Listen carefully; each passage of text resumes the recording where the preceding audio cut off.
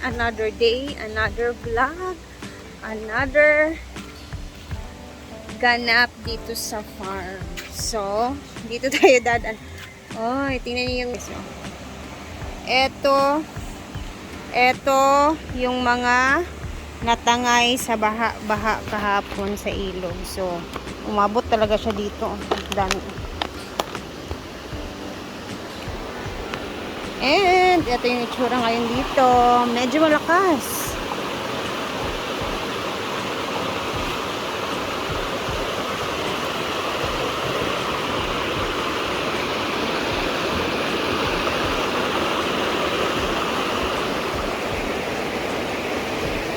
Tanggalin ko na yung chanelas ko para safe tayo.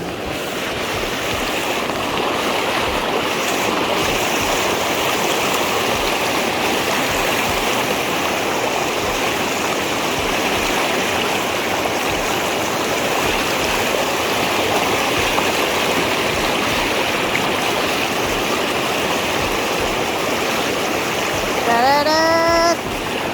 Hey!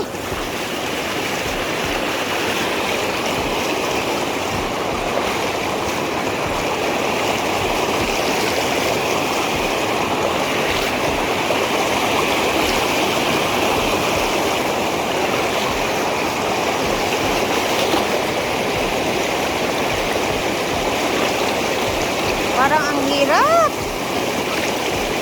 I'm scared. Nakakatakot.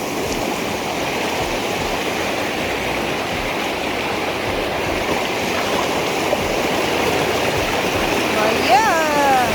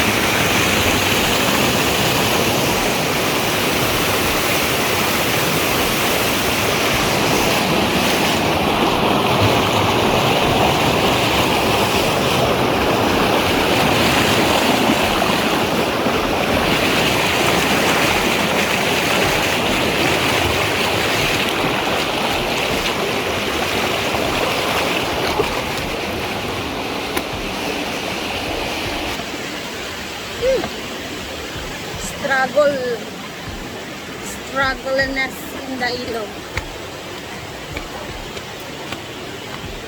Bahala ng matagalan magtawid, tumawid.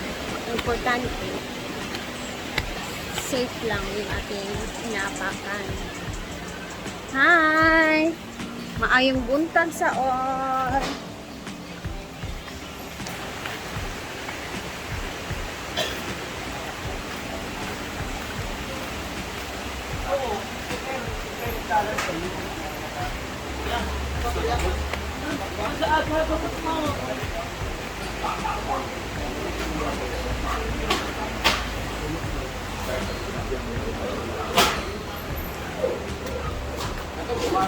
Ayan, at sinisimula na nilang ilagay yung mga color roof, guys. Wala na ulan today, pero maambon na may init. Hindi mo maintindihan kasi parang may bagyo pa daw na paparating.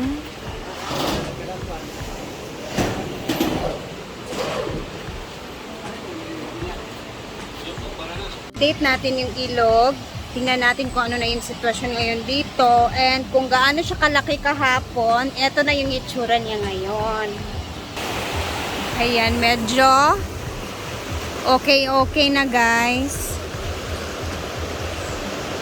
Hi, finally. Grabe yung tubig kahapon, ha. Isipin nyo, natabunan na yan. Hanggang dito na. Pero, ayan. Yung mga bato na nilagay, okay pa naman siya. Intact pa naman siya. And, mahina na yung tubig. Nadadaanan na din doon sa spillway, guys. Hindi na siya masyadong malakas at mahaba. So, yung tubig kahapon, hanggang dito talaga, oh. Dito sa puno na to. Natabunan na to siya dito. Nakakatakot, no? Kasi isipin nyo guys, kung ang daming bato dito, 'di ba? Ay, nakakatakot kung pag may nalunod. Siyempre yung ulo sa bato, nakakatakot talaga. Kaya pag ganyan na mga bagyo-bagyo, dapat talaga mag-ingat yung mga nasa malapit sa ilog. Buti na lang talaga. O dito naman banda, yung tubig kahapon is eto, natabunan na to, oh. Hindi na to siya nakikita kahapon. Hanggang dito na yung tubig, oh. Lalaki ng mga bato, oh. Grabe, no? Yung ginawa dito na pag ano nila sa ilog, yung parang sabi nila noon na aayusin ng gobyerno. Tingnan nyo, wala. Iniwan lang din nila. Walang nangyari. Parang meron lang silang kinuha dyan. Ewan ko ba. Siguro mga mina yung ginawa na yun. Kasi may kinuha silang mga bato, mga buhangin. Tingnan nyo, wala na. Iniwanan nila. Walang nangyari. Sinira lang nila yung dito na parte. Pinaglalagay yung malalaking bato.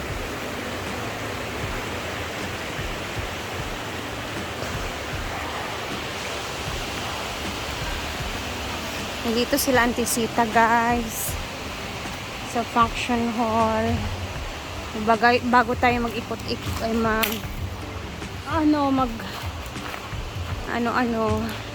ano. Dito tayo, tingnan natin yung mga ginagawa nila dito.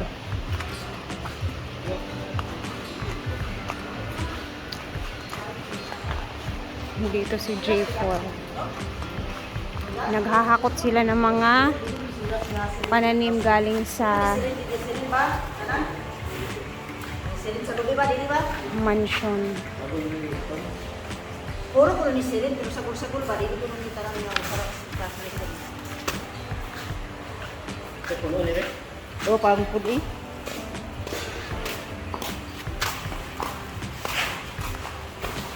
Balik na? Wala pa.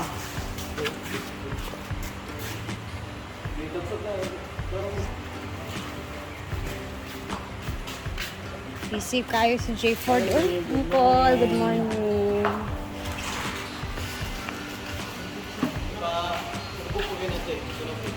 May hagdanan na dito.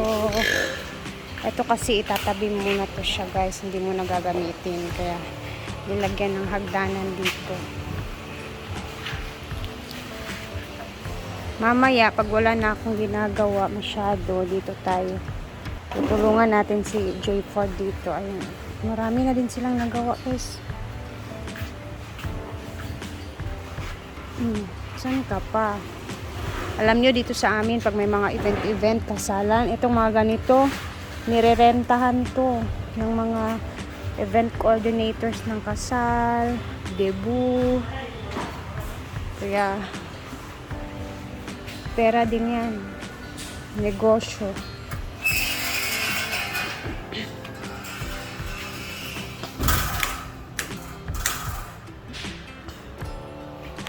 Ito naman. Amoy pintura pa, guys. Hindi pa to tapos dito eh. Tsaka na ako tutulong dito pag ano. Pero wala naman na kami masyadong gagawin sa pananghalian kasi may lechon naman kahapon na bit-bit galing sa fiesta doon kina Ate Janet sa aming pinuntahan. So yun yung magiging ulam ngayon. Sasabawan lang siya para makahigop din yung mga tao. Matabahante. Ayan. Dito tayo mamaya. Katapos ng pananghalian. And tingnan ko kung makakaluto tayo ng snack later. Kasi nagbitbit din ako ng mga ingredients. Hanapan ko ng paraan para makaluto din ako mamaya. Tanaway mong kamot, oh. Nagkapuno na. Maghapon, wala ko kalimpyo. Sige lang, kay dada man gapon. Laban lang dia. Everyday.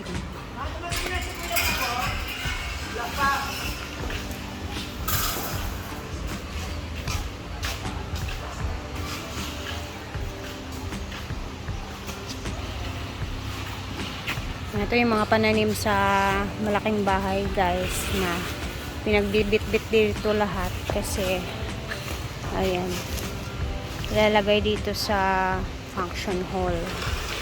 So habang busy na sila Britney doon, sila Britney na kasi nag-ano guys, nag-ano pa sa pananghalian. Madali lang naman yan. Sasabawin lang yung lechon na bit-bit kahapon. Yun lang yung aming uulamin ngayon. So mag-prepare muna ako ng aking maluluto na snack. And then gusto kong tumulong doon para may magawa din ako. Diba? Ganun lang. At least kahit papano, hindi na siya isahod doon sa mga trabahan, diba? Kumbaga mapadali yung trabaho din nila. Ganun. So, hanggang dito na muna yung tour natin sa ating unang vlog ngayong araw. See you later guys and mag-ingat tayo. Sana wala nang ulan. Sana okay na yung takbo ng panahon para makapag-relax-relax yung mga gulay doon sa likuran. Anyway, tara puntahan muna natin, pakita natin kung ano yung itsura na. Okay ba yung mga gulayan? Tara, ipakita ko muna sa inyo. Ay, ayan na yung itsura. So, wala na tubig. Drain na din siya. Tingnan niyo yung kangkong guys, oh. Ay, buti na lang hindi siya namatay. Hindi siya nalunod. Ayan pa naman, meron pa namang mga tubo, oh. Yung kangkong parang biglang humaba yung kangkong kasi nabusog ng tubig. Oh. Dito na muna tayo. Mamaya ulit. Ingat and God bless everyone.